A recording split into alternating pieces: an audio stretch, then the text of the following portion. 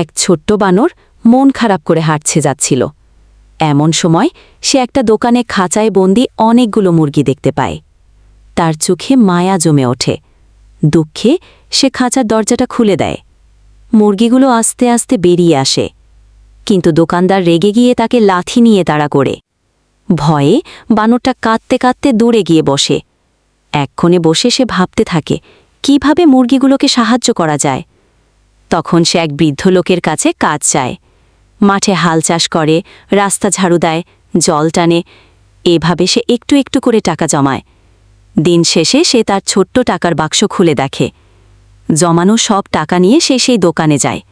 দোকানদারকে টাকা দেয়। এবার দোকানদার শান্ত হয় আর তাকে মুরগির খাঁচাটা দেয়।